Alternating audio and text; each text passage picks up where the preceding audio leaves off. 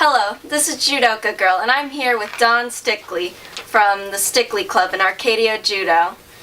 So, Don, how long have you been playing? I started in 1973, so I think it's about 46 years. What got you started?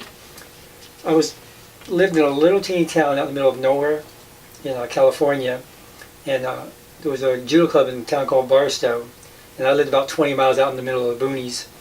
And Ernie Smith, a lot of people know who Sensei Ernie Smith is. He came out there and started the Saturday program. Yeah? And that lasted about 3 months, and I loved it so much that I started going into Barstow twice a week to the club in there. Yeah? What rank are you? Third Dan. Are there any highlights to your judo career? Just the numerous champions that we developed through our club, from Chuck Jefferson, Dolores Brody. Every year we would take anywhere from 6 to 15 kids to nationals, and every one of them would place. Yeah? Okay, so why did you start a club? Well, I moved to Oklahoma here. I retired from California teaching, and judo is my life, so I had to have a club. I tried to get in some of the jiu-jitsu clubs, but they weren't very, I don't know what's the word I want to use. It just didn't work out. Okay, not And what so you liked or had in mind. Right, and so the pastor of this church, so we could use the gymnasium here, and so here we are. So, how would you describe your club then? We are a recreational judo with an emphasis on competition. We strive for knowledge more than we do to winning in competition. Oh, okay. So what's your most memorable accomplishment? Probably my own 2 children. Okay. When my wife and I raised them, they had 3 things they had to do. 1 was go to school, 2 was to go to church, and 3 was to go to judo. And my daughter, she ended up being a 6-time national champion, and my son, he won it once. Oh, that's cool. He was tall and skinny, and there was always 60 people in his division back then.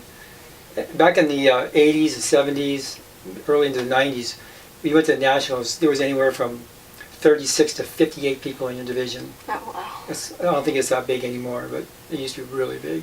Yeah. So what's your favorite part of being a coach? Watching the progression of the kids. We have one little girl in our club. She first came in here. If you touch her, she'd start crying. Literally, she would start bawling. She's touching me, you know. I sit on explaining. In judo, we grab each other, and now she's one of our ferocious tigers. She goes out there, you know, who am I going to get this time? So, do you have a technique you're known for? Mine was left-sided taiotosh. I don't know why I was left-sided, because I'm right-handed, but I loved left-handed taiotosh. That was my throw. Okay. What's your biggest challenge as a coach? Recruiting people for judo. There's so much competition with wrestling and jiu-jitsu now. It's hard. In our club alone, I've probably had 100 kids come through, and out of those 100, I've probably kept 6 or 7 of them. So what's your typical class size? About 30. Okay. So what advice would you give a new coach? Patience. Patience? Patience. Wow.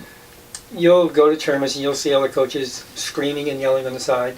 And I learned from my sensei, Ernie Smith, we coach them in the club, we don't coach them at the tournament. Oh, yeah. We went to a tournament with our kids, we sat in the coach chair, we didn't say a word.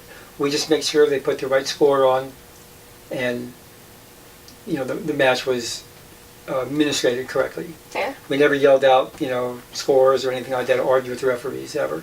And a lot of times, we didn't even have a coach with them. And now, at local tournaments, we don't even put a coach out there with them. Yeah. So what age do you teach? We take 4-year-old and up. Okay. How far up? Well, I think I'm probably the oldest in my club. I'm 61.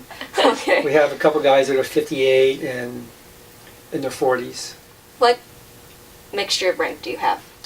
We have 2 black belts besides myself, 2 brown belts, green belt, and a multiple of junior ranks. Do your white belts advance quickly? Well, in our club, you have to be here for a few months, and then if you go to your first tournament, that's kind of like a freebie, but we give you a yellow belt. And then after that, you have to earn your points and your knowledge. And we're a little tougher than the knowledge that they have in the books. I make them recite the Goku no Waza. So my blue and purple belts, and purple yet, but they have to recite the complete Goku no Waza without making any mistakes. Is the focus of your judo club knowledge then? Yes. Okay.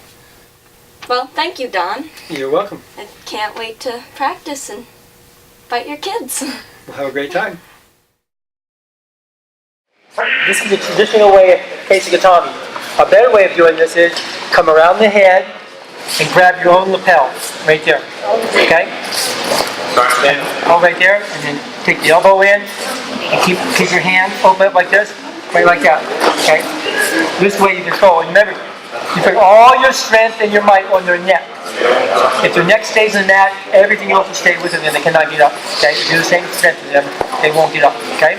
Thanks for watching. Looking forward to my next podcast.